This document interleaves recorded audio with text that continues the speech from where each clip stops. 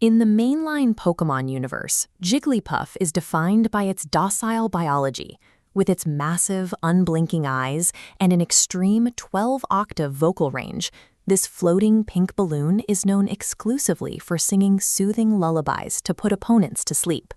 But drop that biology into the competitive arena of Super Smash Bros. Ultimate, and suddenly those traits become massive liabilities. Surrounded by heavy hitters, lethal martial artists, and armored sword fighters, Jigglypuff is mathematically engineered to be a walking vulnerability. This chart highlights exactly where the character falls short against the tournament standard. With the second lowest weight class in the game, terrible traction, and an agonizingly slow ground speed, taking a solid hit at even 30% damage can be lethal. Then there is the game's unique punishment system. If an opponent hits hard enough to break Jigglypuff's defensive shield, the character doesn't just get stunned. It rockets upward into the stratosphere and shatters for an unrecoverable, instant self-KO. Yet, hidden inside these engineered design flaws is a glass cannon capable of deleting the strongest fighters on the roster in a fraction of a second. Surviving as Jigglypuff demands a constant state of high-stakes paranoia.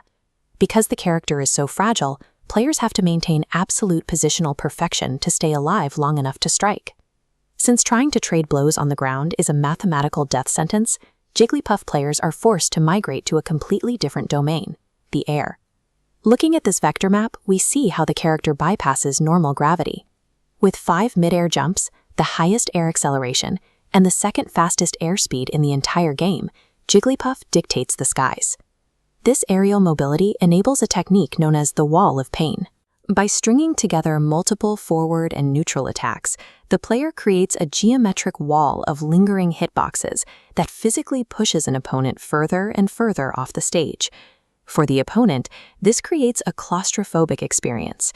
Every attempt to jump back to solid ground is met with a swift kick, starving them of recovery options and forcing them downward.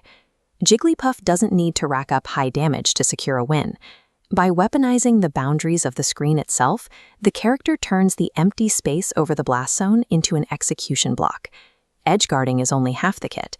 To truly terrify an opponent center stage, players rely on Jigglypuff's high-stakes trump card, the down special move known as Rest.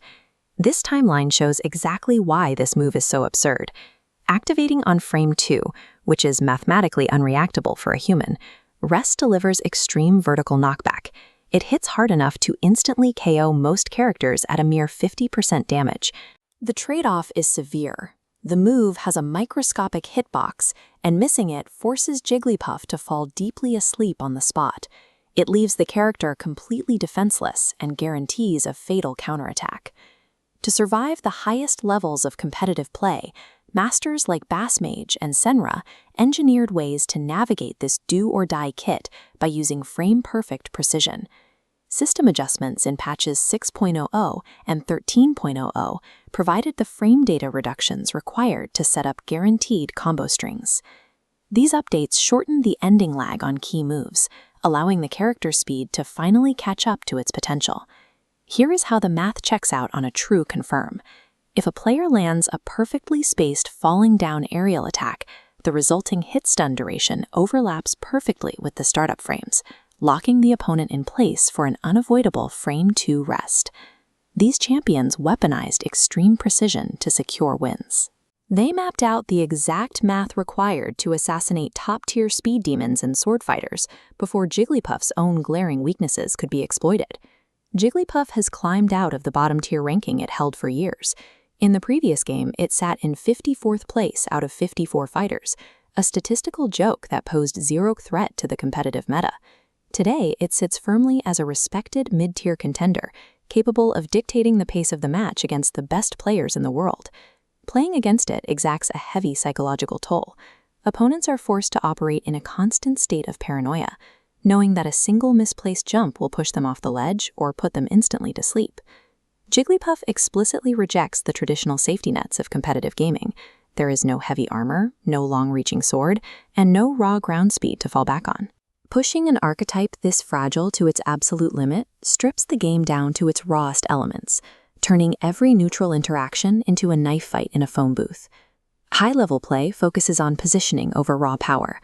Success depends on holding on to a razor-thin margin, where one flawless read keeps the fighter alive, and one mistake results in instantaneous death.